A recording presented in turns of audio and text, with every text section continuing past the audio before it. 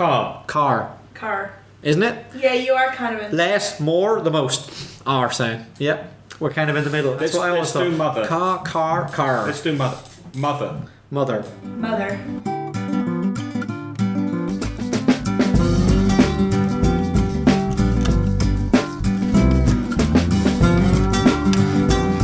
Hello and welcome to episode 25 of Aprender Inglés con Reza y Craig. I'm here as usual with Reza. Hello, Reza. Hi, Craig. How are you? I'm very well, thank you. And this is a special episode of Aprender Inglés con Reza y Craig because we have two special guests. Reza and I are sitting here with two lovely ladies, with Melissa from the United States of America. Hi, Melissa. Hi, Craig. How are you? I'm fine, thank you. Thank you for joining us. And also with Becky from the UK. Hi, Craig. Nice to meet you again. Nice to see you, Becky. Thanks for joining us. Okay, well, I tell you what, do you mind if we ask you a few questions just so the listeners get to know you a bit? Sure. All right. Melissa, what do you do for a living?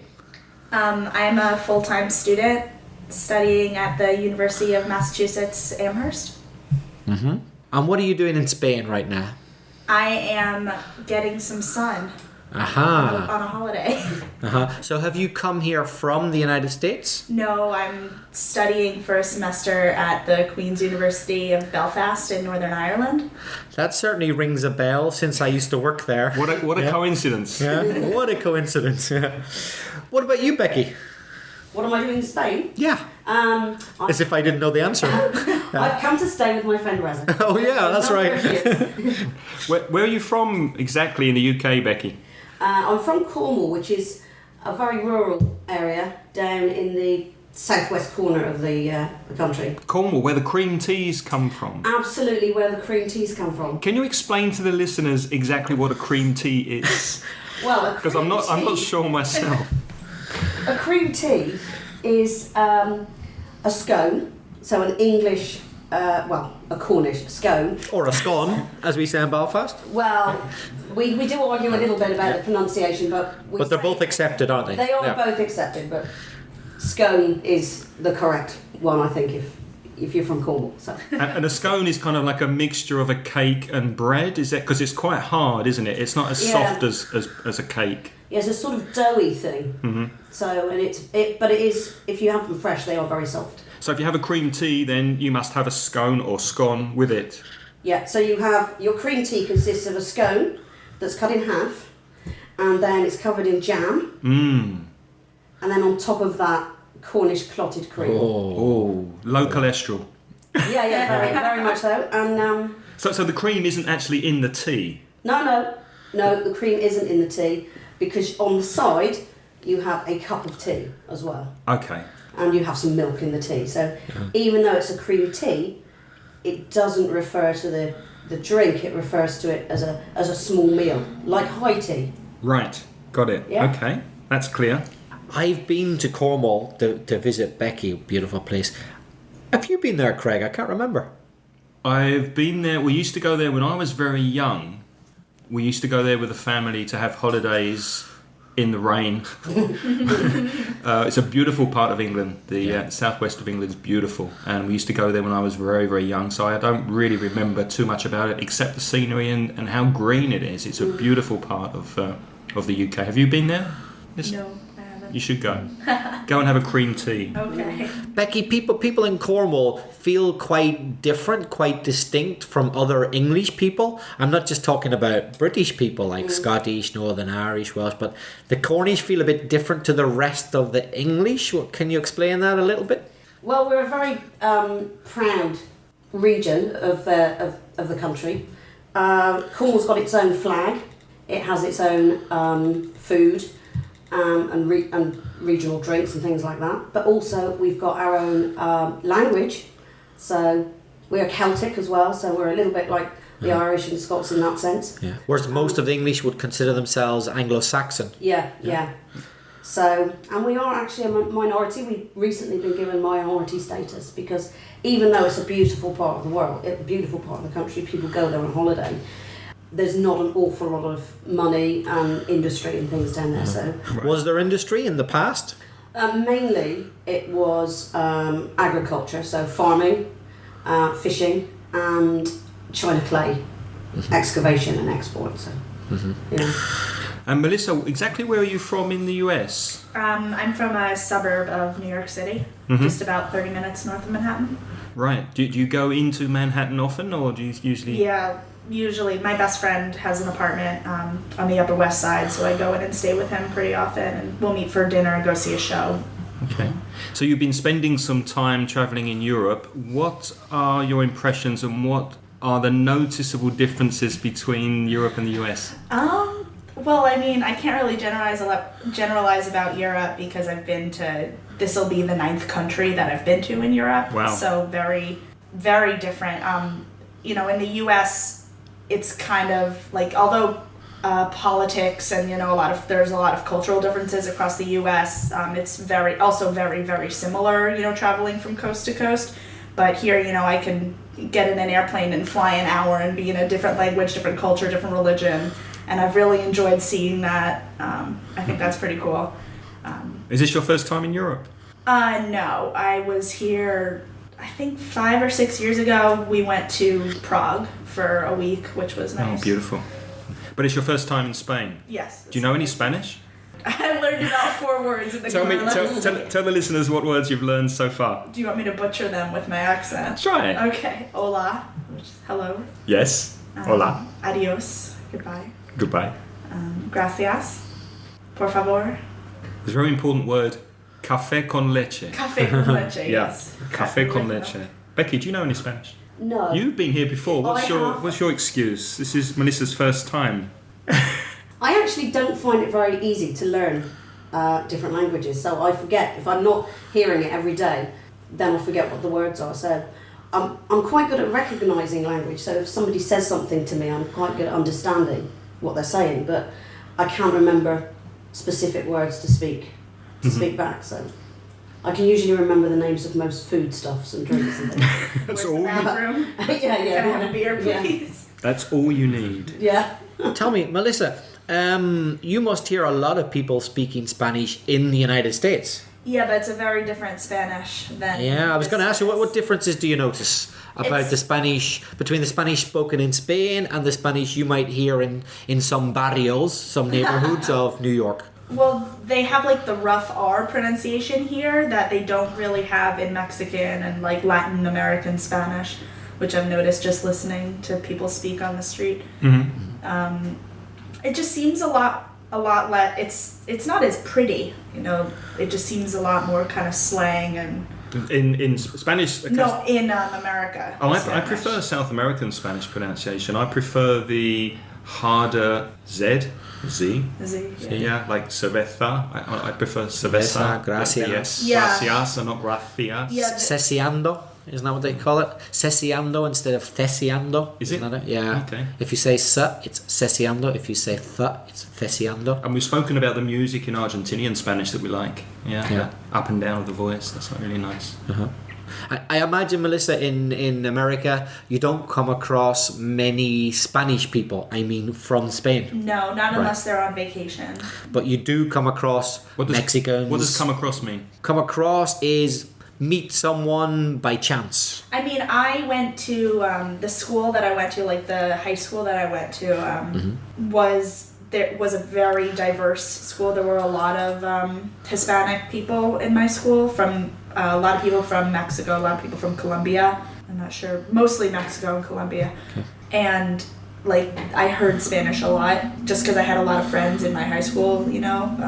Caucasian was kind of one of the minorities. There were a lot of African American people, a lot of Hispanic people in my school, but and it really depends, especially in New York. It really depends where you are. Like the city that I live in, which is called White Plains, has a big Hispanic population, but you go 10 minutes to the south to a town called Scarsdale, and you're lucky if you see anyone who's not Caucasian.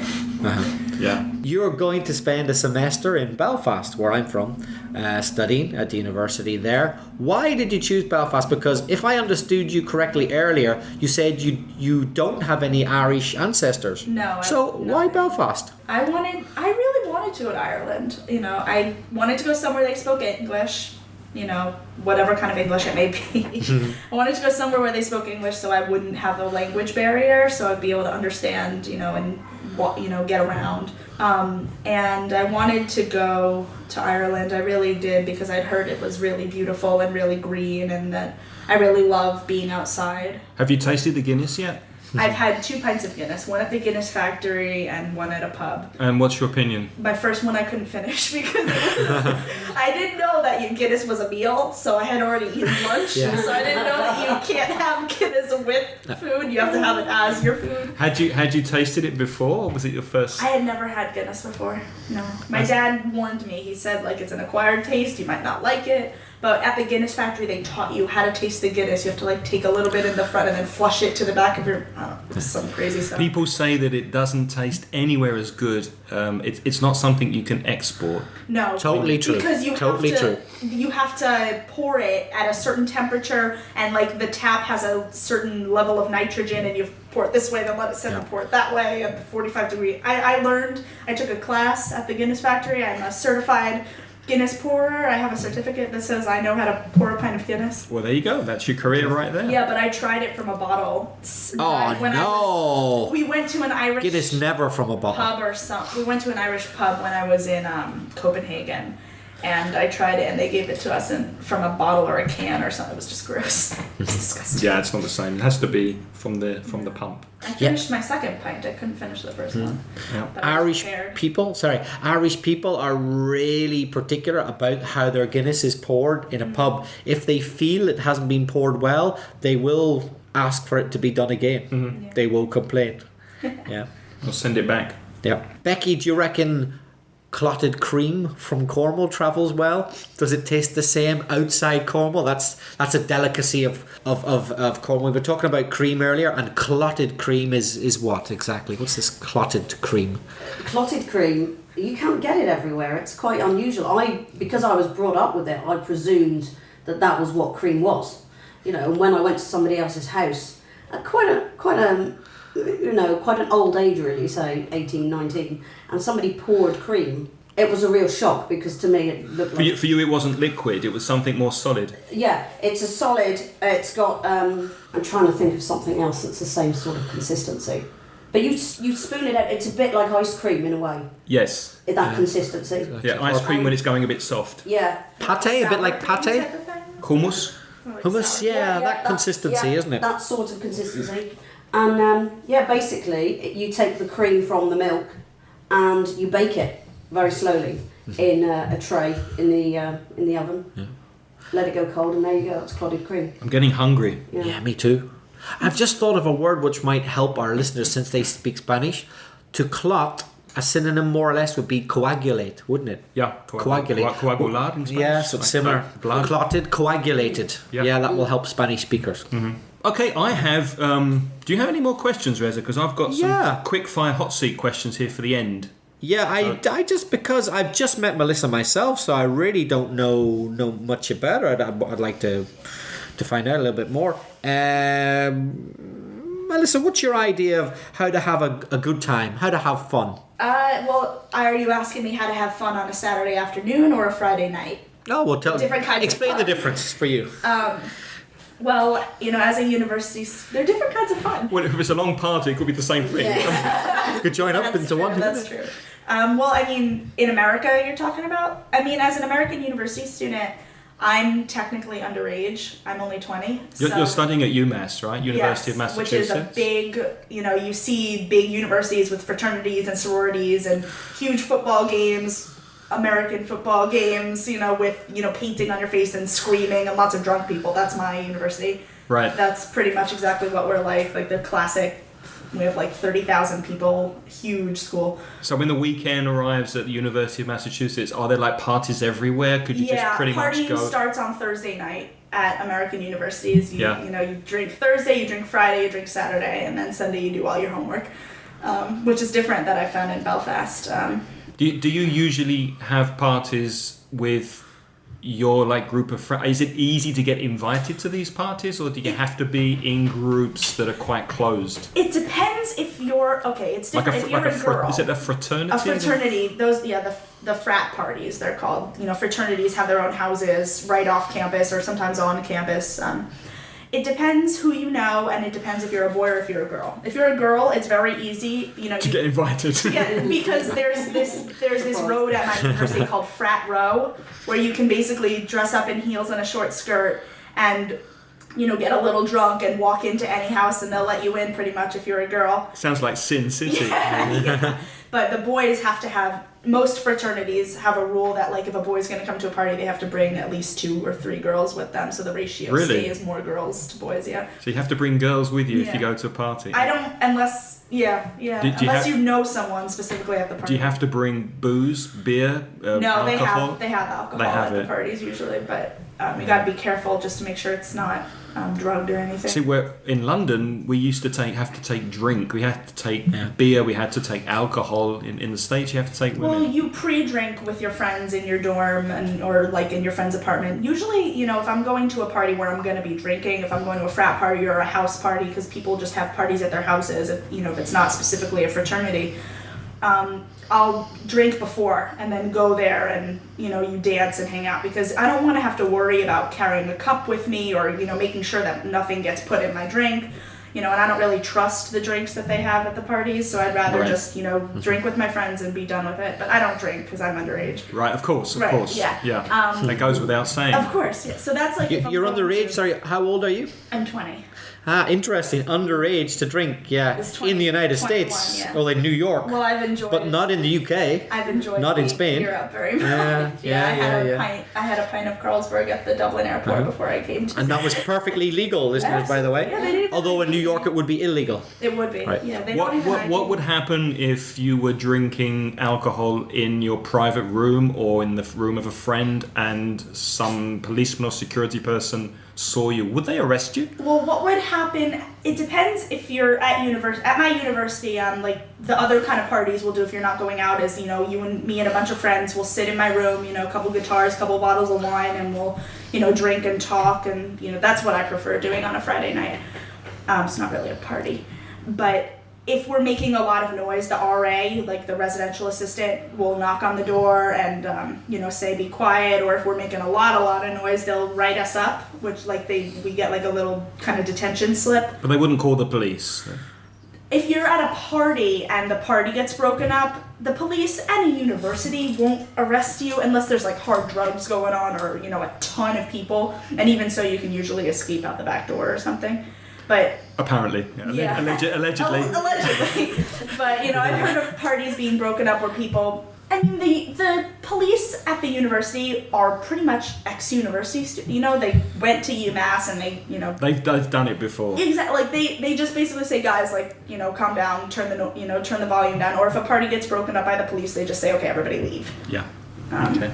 It's if there's harder stuff, if people are smoking or doing drugs, or if it's a really wild party and there's 200 people in a little house, they might try and get some people and write you up and take you down to the station for a night or something. Mm-hmm. But if you're caught drinking not at a university setting, it's very different. It's a different thing. Yeah. Have you been to America, Becky? I have. I've been really fortunate. I've been 4 times. The first time I flew over to New Orleans and I drove around Deep South. Wow. So you drove on the right side of the road? I did. Yeah. How was that? Yeah, it was okay. Actually, the worst thing about driving in the US for me was there were so many lanes. Yeah. And in the UK, all the lanes go at different speeds. So, but people can overtake you in any lane in America, and I found. Oh, well, really? Generally, the right lane is for slower, the middle lane is for traveling, the left lane is for passing. In America? Yeah. Yeah. So, so I went to the Deep South, and then the following year I flew over to San Francisco. I love San Francisco. And then drove down the Highway 1 down to Mexico, and then all up around the Grand Canyon. How long was that trip? That sounds like a long trip. It was over 3 weeks. And Grand Canyon is gorgeous. I went to Alaska as well. Been to Alaska, and I've been more places than I have in America. But interesting places though, not know. Alaska. I'd love to go to New Orleans. That particularly attracts me. Me too. Yeah, I'd love to go back. Did you go before Hurricane Katrina? Yeah, Yeah, it wasn't long before actually. So, but it was somewhere I'd always wanted to go because I used to teach dance, so I'm quite interested in like jazz music and things, and so I'd always wanted to go there so I could sort of listen to the music, and also tap dancing comes from that area of the. Isn't New Orleans where jazz originates from? Yeah. And then it kind of went to New York after that. And then as part of my English degree, Mississippi Delta. that's it. And as part of my English degree, I studied some slave narratives, sort of as part of an autobiographical unit. And I just really like all the culture down there. New Orleans is a unique city, isn't it, in America? Because there's a huge Spanish and French influence, very French. whereas not such a strong British influence. It's more Spanish and French down there, isn't it? And you Mardi Gras. Mardi Gras. And you can see the French influence in the architecture of it. And the food, perhaps, as well. Yeah. A lot of seafood down there. But A lot of oysters and Shrimps. stuff. Gumbo. Gumbo. Yeah, the gumbo. Gator gumbo. Yeah, gumbo. I've been to New York as well. And What do you Boston. think of New York? Loved it. I find a lot of people that I've met don't like New York. Like they either love it or they hate it. Yeah. You know, and it's like people get such a jaded view when they come to New York because you come to New What York. does jaded mean? Jaded is like there's a bias, like a very narrow Distorted? perspective, kind of distorted would be a good synonym. A very distorted view of New York because tourists come to New York, they come to Manhattan, but they don't come. They come to New York, they come to Manhattan, but they don't come to Manhattan. They go to Times Square, and they go to Rockefeller Center, and they go to the Empire State Building, and that's not Manhattan. That's tourist crappy Manhattan, you know, so I always try and take people. I have some friends from Northern Ireland who are coming this summer to stay with me, and I'm going to make sure that I show them the real New York. Where would you take a visitor? Which places do you suggest they go to? You have to go to Times Square because, you know, everyone wants to see Times Square and take their picture on the big red steps and all that crap, but you can go to Times Square. I'll stand like 3 blocks out where everything is half the price. But, I mean, first of all, if you're going to go up one of the buildings, don't go up the Empire State Building. Go up the top of the Rockefeller Center building. Because you can see the Empire State Building from the view is much Rock- better. The view is much better. Because And the price Good of it, tip. you can see it. the Good price tip. of it's gorgeous. Yeah. And fewer people, probably. Yeah, it's also cheaper. Less line, cheaper. It's not cheap, but it's a better view, though. The Rockefeller Building is a much better view. Right. So obviously there. And then I would go, my favorite spots in New York is a place called Chelsea Market, which is an area like kind of the lower end of Manhattan. In the Chelsea area. Chelsea, yeah. Chelsea Market is Barrio. like an indoor kind of, what's the big market in London? Covent Garden. The indoor market. Portobello's I guess- outside. Borough Market. A borough, that's what I'm thinking of. Borough Where? Market. Borough Borough Market. Market. There's quite a lot of food and stuff. Yeah, it's food market, it's indoor a big market. food market, and it has a couple stores in it, but it's all indoors and kind of, you know, food trucky, hippie kind of really, really good food in there. And then right near there is an area called the High Line, which is this old railway track that used to run above Manhattan, like all the way up and around. And there, it doesn't run anymore, but it's a park now with lots of food and live music that you can go and walk on, which is really pretty. And it's no tourists there ever. And then I would go down. I like the lower end of Manhattan. That's my favorite part, like The below Village. the grid. Below the grid.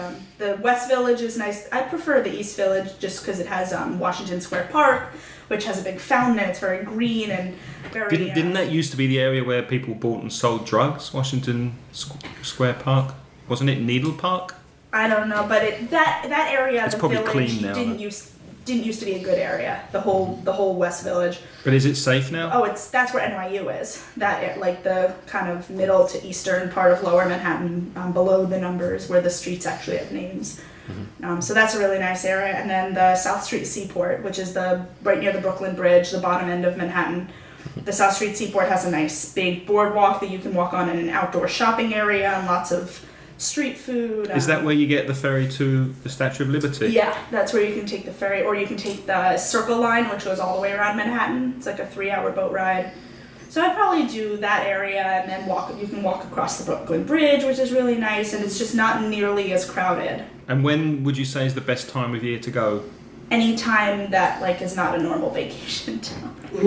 I would avoid the Manhattan. tourists. The worst times are definitely during the summer, like end of May to, you know, all the way through to around Thanksgiving time. It's November. like end of November, because people come and they come for the summer, or then they come end of September, you know, September, October, November for the Thanksgiving parade. And then, well, probably worst is like during the summer, June, July, August, and even worse than that is from Thanksgiving, you know, mid to end of November, all the way through to mid-January. Because it's really cold. Because it's really cold, it's really windy, and it's Christmas time. So everyone's on vacation, and everyone's shopping, and everyone is there. You walk into Times Square at 11:30 p.m. on like any time in mid to end of December, and you can't even move. Like, you cannot walk. It's ridiculous. Okay, that's good tips. Don't Very come. good tips. In the spring, it's nice. Kind of like April, May. So New York, obviously everybody knows, is one of the great metropolises of the world. Metropolis, a big city. Becky, you're from Cornwall. Completely different story there, isn't it? Absolutely. Cornwall's not known for its urban areas. What would you recommend a tourist go to see in Cornwall? Well, in Cornwall we have got the longest coastline of anywhere in the whole of the UK. Basically, it's 360 plus miles long. So there's some fantastic beaches all the way around Cornwall. I couldn't really name them because it depends what you like. The north coast is far more rugged, I think. When's the best time of the year to enjoy the beaches? Because the winter's probably not Winter would be a bit cold, but I would steer clear of the midsummer because it's a very tourist-rich area. So we get about 1 million people coming in the summer. So between July, end of July to through August, probably. That's quite a small window. That's when you should really avoid it. Oh, avoid it. Avoid it. Okay. So if you wanted to come, probably somewhere between May, June, beginning of July, and then maybe beginning of September. So the weather's still nice, but you don't have so many people because the roads just get really, because it's very small and it's quite narrow in places. The roads get really congested, really busy. Now, Becky, Cornwall's a part of the United Kingdom that for all British and Irish people, because Ireland's next door to Cornwall as well, there are many stereotypes which instantly come to mind when you think of Cornwall. Tell us a few of the stereotypes of Cornwall. Well, because what's it associated with? It's associated with things like smuggling, because of the amount of coastline. You better explain the word smuggling. It might be tricky for our listeners. Smuggling is when pirates would come into the coast in their boats, and they would bring merchandise. Contraband. Yeah. It's similar in Spanish, isn't it? Contraband. Yeah, that's it. And then they would go to different places that were known for smugglers to meet, and they would sell. And this very long coastline was perfect for smuggling. Perfect. Then. Right. So, and you said a lot of it was rugged. We better explain that rugged means very rough, hard to get access to, not smooth sandy beaches. No. Although there are smooth sandy beaches in Cornwall, but there are also rugged bits which are perfect for smugglers to hide their contraband. Rocks and very rocky things, and very violent seas. You can get into big trouble when you're sailing near Cornwall. The seas can be very violent there, can't it? Yeah. We're very famous for So you've got surfing. You've got the pirates, the smuggling, surfing, the sea, and then what about inland Cornwall, away from the sea? What's that famous for?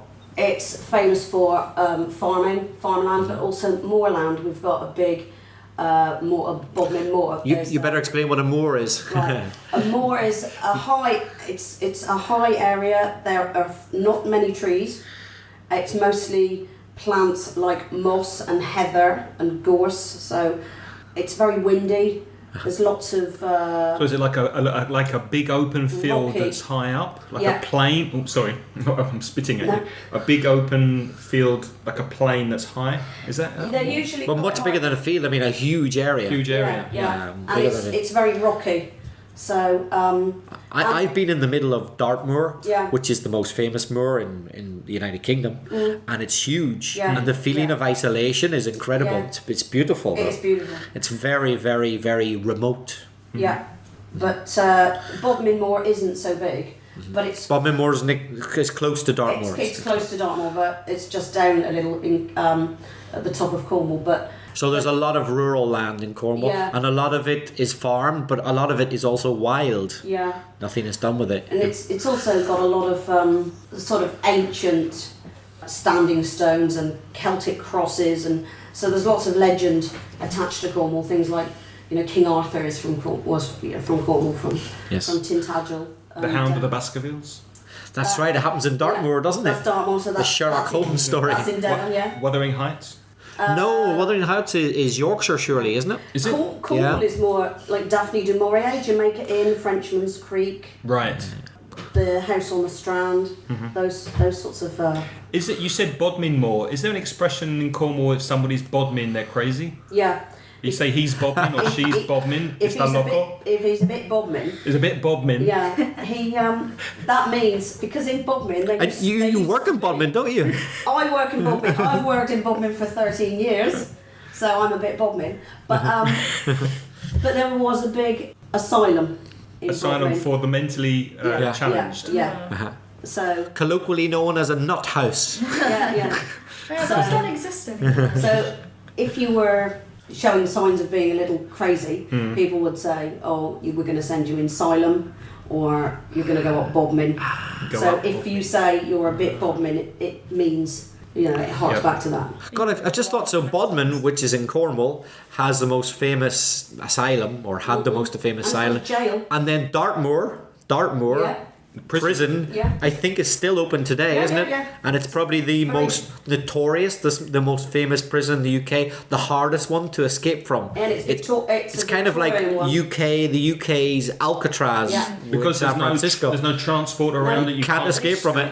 It's very remote because it's in the moor, in the moorland. Yeah. So Huh? yeah. Well, I just wanted to ask both of you what you've done since you've been in Valencia visiting here. Have you already visited the Central Market? I got in at half 12 last night Oh, and so- went to sleep and woke So you up haven't this done much, okay? Haven't done anything yet. What about you, Becky? Have you visited the Central Market yet? El Mercado Central? No, I'm really looking forward to that because last time I came to Valencia, that was the one thing I didn't do. Oh, yeah, you should go. You should go. Take your camera. So we're planning a trip on Wednesday morning, I think. Yep. But yesterday I went for a walk around the city, so I went into the Bull Ring. The Old Quarter. Yeah. Did you go to? And then I Yeah. went to the cathedral, and through some beautiful squares.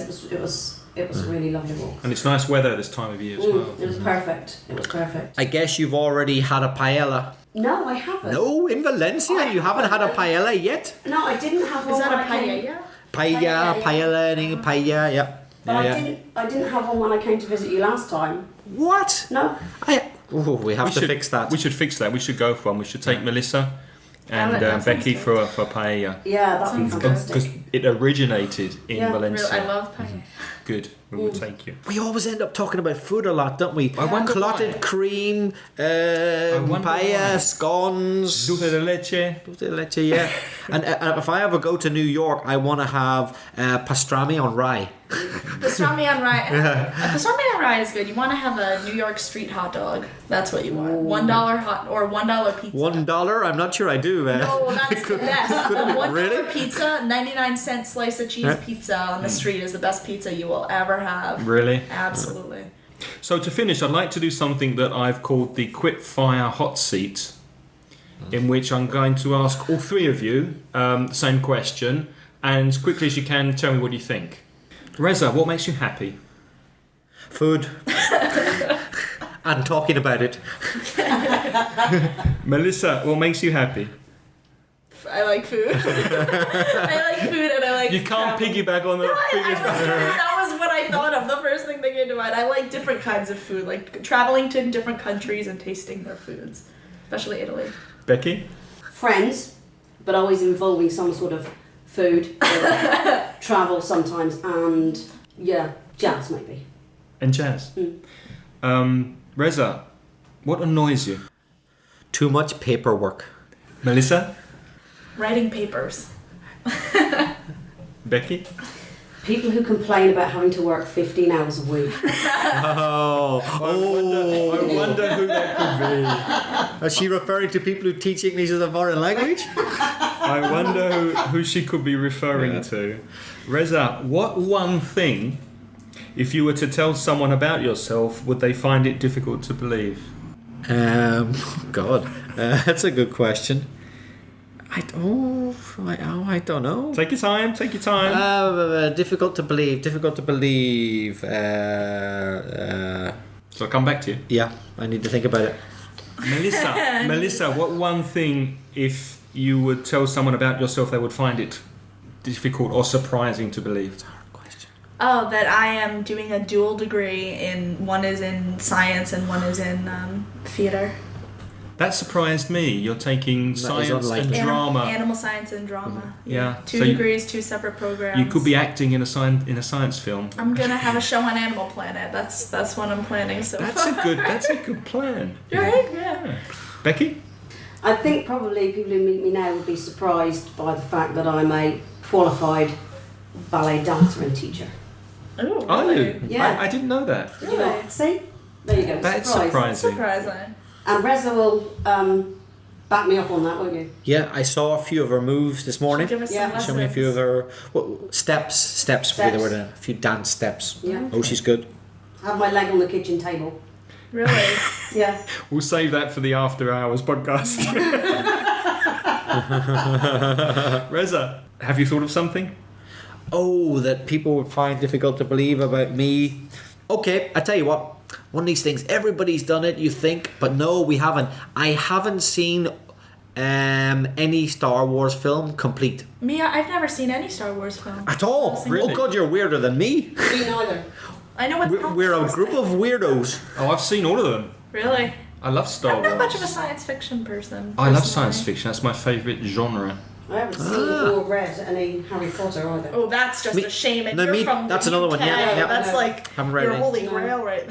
I haven't seen any Lord of the Rings. Neither. No, have me I read- neither. I haven't read. Or me neither. Do you say neither or neither? I say neither. Oh, you say neither. I thought most Americans said I'm neither. Weird. I'm weird. But many Americans do say Say neither. neither. I don't like Neither, how it neither. sounds. They're both I correct. like how neither Right. sounds. It sounds weird. Reza, which famous person, dead or alive, would you like to have dinner with? I think I know the answer. Oh, George Orwell, definitely. Yes. George Orwell. Really interesting person. Really? Yeah. 1984 is my favorite book. Yeah. Oh, Look it's at that. brilliant book. That's my Interesting favorite. books. He taught, by the way, taught English for a bit. He lived in Spain. Very interesting person. Yeah. I find his writing very interesting and his life. Yeah. A bit of a maverick. A maverick would be a person who's a little bit different and kind of does things in their own particular way. Stands out from the Bit crowd. original. Yeah. Very interesting. Melissa, apart from George Orwell, which famous person would you like to have a drink or dinner with? I would love to have dinner with Audrey Hepburn. Why? Well, so would I. For different For reasons. very different reasons, I imagine. I just love her. I don't know. There's just something about her that's just like mystique, kind of mysterious, almost a mystique. Kind of like obviously she's gorgeous, and I would love to get some fashion tips from her. But I would just love to hear about because she was alive in a very different time, when like very different things were acceptable and women were not viewed in the same way they are today, and her films are just portray a very specific kind of a culture and lifestyle, and I would love to talk with her about working as an actress in that time, and some of her film. Breakfast at Tiffany's is probably one of my favorite movies, and I like it too. she's just such a, I don't know, she died so young. So sad, and she did a lot of good work for charity as well, and children. I would love to talk to her, get some tips. Okay, Becky, I think probably Dylan Thomas. Because have a drink with him. Yeah, or two, or three, or four, or five. He liked his drink. Yeah, but he was exceptionally talented as a writer and a poet. But also I liked his attitude to life. What was his attitude to life? It's very much about enjoying yourself, being fairly hedonistic, and sucking life up really. So I think he'd probably be interested. Did he die young, Dylan Thomas? Yeah, 39 in New York. Okay. In Greenwich, he went drinking in Greenwich Village and Never came home. he did get home, but then he went to hospital.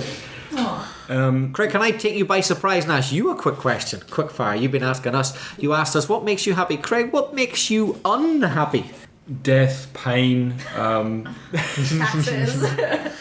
the I wish I'd never asked. futility of life, people Oh in God, stop there.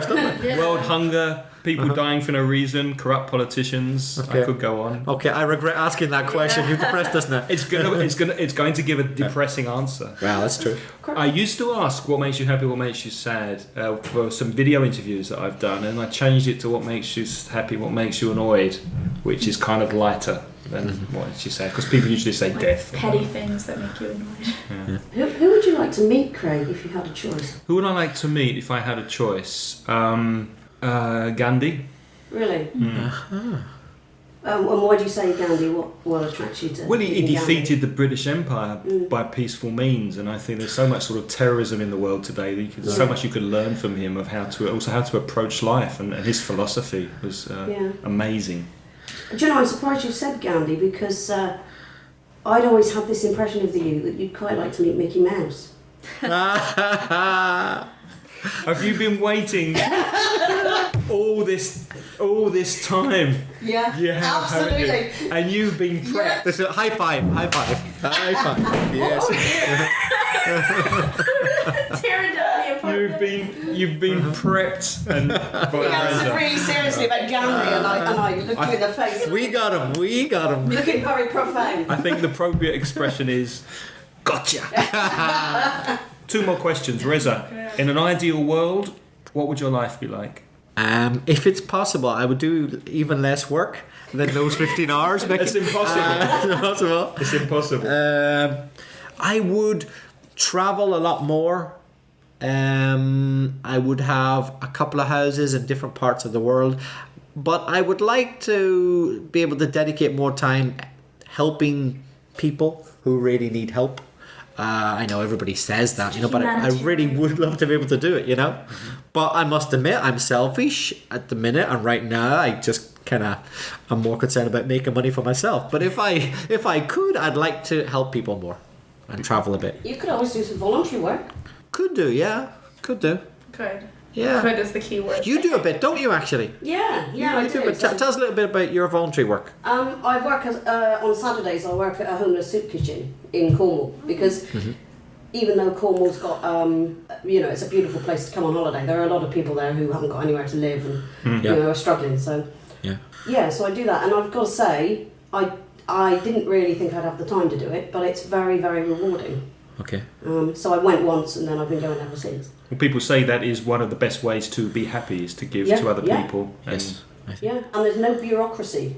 There's no paperwork, all that sort of stuff. You just go and you do it. And You said most people there are homeless. Yeah. That's a good word in English for the listeners. It's an adjective, and it describes a person who doesn't have a home. Homeless. In Spanish, you've got to say sin techo. It's 2 words. Without roof. Melissa, in an ideal world, what would your life be like? If money were no object, is this our ideal world? Well, obviously I would love to spend more time traveling the world, but I can't really say that because I've been to 9 countries in the past. You're not doing too bad. 5 months. No, You're only 20. I'm doing pretty well. I'm pretty well traveled, I would consider myself. I would love to spend more time outdoors. I love backpacking. I spent 3 months backpacking out west through the Rocky Mountains 2 years ago. And I just loved living outside. Like if it were possible to live, like that permanently. Did you sleep in a tent? Yeah, when it wasn't nice out. When we were in the Grand Canyon, we slept right on the beach. Right on the beach. Right on the Colorado. Yeah. Wow. Which was nice. I would love to just live, with a backpack, traveling from place to place. Sounds good. And Becky, in an ideal world, what would your life be like? I think I'd have to have a reason to get out of bed. So I would quite happily not work for somebody else and get paid for it. And if in an ideal world I'd have enough money to be able to do, say, volunteering or something when I wanted to. And So you think you'd volunteer yourself full time if you didn't have to think about money? No, probably not full time, but a mixture of maybe volunteering and having time to relax and travel. But also the other thing I'd really like is I'd like to not have to worry about any health issues at all. Not have to worry about, be able to eat and drink whatever I wanted without suffering any side effects. No, I think that'd be nice. That's something everybody would like to And finally, Reza, if you could change something about your character, what would you change? I know one thing that you would like me to change, and I would change to be more punctual. Another thing would be to be less frank. I think sometimes I'm too frank. Really? Yes. Blunt. Too blunt, yeah. Blunt is like saying things in a hard way. Too honest. Without... Not really having a filter. But that's just being honest, isn't it? It is, yeah, but sometimes I think I overdo it.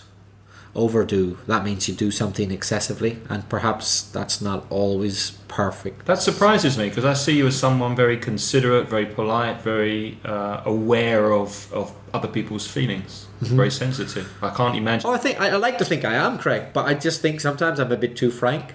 Sometimes I tell people, I answer their questions honestly, or if someone's annoying me, I tell them, and perhaps I shouldn't really. I think it depends with you who you're talking to. If you actually care about the person or your friend or something, I think that's true. you will put your filter on. Yeah. Yes. But if somebody's irritated you don't like them very much, you'll tell them the truth. Yeah, maybe. Yeah? I think that's true. Yeah? Yeah. Yeah. Maybe. Melissa, same question. If you could change something about your character, what would you like to change? I would like to take more risks, be less afraid of. I'm very afraid of like heights and like. Heights, high places. Yeah, I'm like scared of heights and like I don't know. I just tend to overthink doing things that like are risky and dangerous, and I would love to be less afraid of doing things. Do you consider yourself a spontaneous person? Yeah, I definitely do.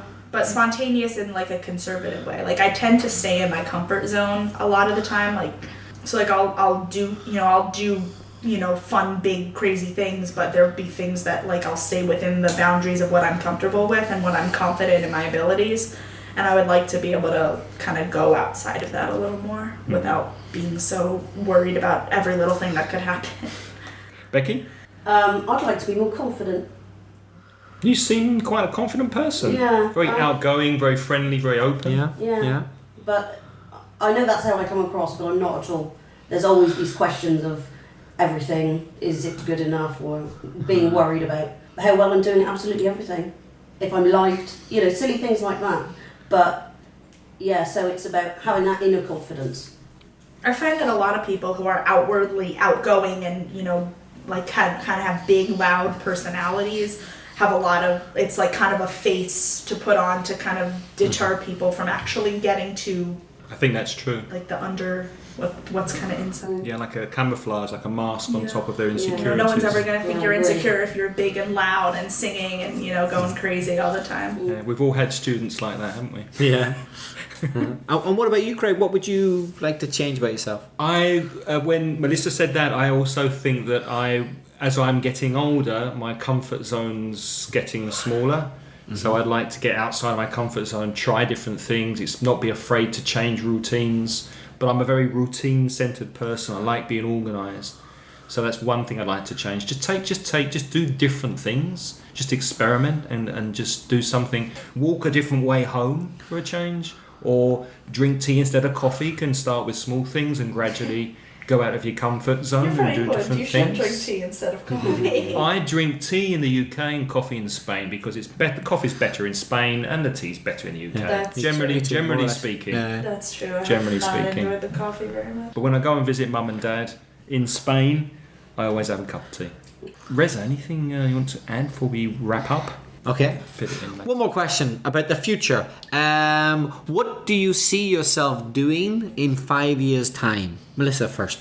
In 5 years, I'll probably be in grad school getting a master's degree. Or just finishing and, getting my first job. If you do a grad thing, will that be in the University of Massachusetts, or will you come to New York to do that? No, well, what I want to get my master's in, which is on equine management, there's... Equine management? Yeah, like What? to be... That's horses, isn't yeah. it? Managing horses? Currently, my major is animal science with a concentration in animal management, and I'd like to go further into equine management and go into barn management, be a riding instructor, and eventually run my own equestrian center. And there's very few programs in the U.S. that do that. There's a handful, one in Colorado, Tennessee, Texas. I think that might be it. There's maybe 3 or 4 of So them. you're quite restricted where Very you can restricted actually where I can study go. that. Yeah. So I'll That's an probably- interesting career. I'd love isn't to it? move It out is different. west eventually. So like, I would love to move out to Colorado or. When you're qualified and you have your own place, can I come and ride horses? Sure. Yeah. Absolutely. I love horses. Come on over. Okay. What about you, Becky? In 5 years, what do you think you'll be doing? In 5 years' time, I have no idea. And that's what I quite like about my life at the moment.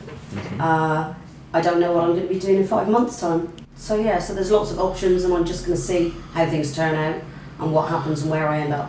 Hopefully, I'll have done a bit more travelling. Hopefully, I'll be still, well and happy. But Do you think there's a possibility, even small, that you might come to Spain to try living for a while? yeah, there is quite a possibility because I've recently got my teaching qualifications. So I've got an option to do that. Also, I've got friends here. And I think the weather, the warmth is actually good for me health-wise. And I think it's actually a nice, mentally, it's a good quality of life. We agree, Yes, don't we, yes. Reza? Completely. Yeah. Yeah. Why would you want to leave Belfast So, Well, for Spain? Like, what's here? it was hard, leaving the Guinness behind was hard. But and potato bread. Oh, have you tried Oh my god! An Ulster. There we go, talking there is about food again. nothing like an Ulster fry. Oh my. Like an god. Ulster fry. don't worry, I can make potato bread. Your mother taught me. Ooh, really? Yeah. Wow. I learned how to make. His brown mother bread. taught you how to make potato bread. Yeah, and his dad taught me how to make Indian fried rice. Wow, fantastic! And don't forget the fig rolls. You left the fig rolls behind in Belfast. Oh. Fig rolls. Oh God, my favourite biscuit. Craig keeps Fantastic. Craig keeps me supplied. He gives me a top up every once in a while. He goes down to the Costa Blanca, where you can get them because there's a lot of foreigners, and he brings them up for me. You can't get them in Valencia. There aren't enough foreigners here. If I'd known, I'd have brought you some. Yeah, I could have brought you some. Yeah. Do you like fig rolls? I haven't had them yet. Yeah. You don't get them in America, no? No, what's it? Bea doesn't like them. No, she certainly doesn't. Bea was our last guest. She hates fig rolls. I'll get something for next time you come to Cornwall. Okay, well, thank you for listening. Thank you very much to our very special guests, Melissa and Becky, and thank you to Reza. And we'll see you all in the next episode. Take Thank care. you. Bye-bye. Bye. Bye.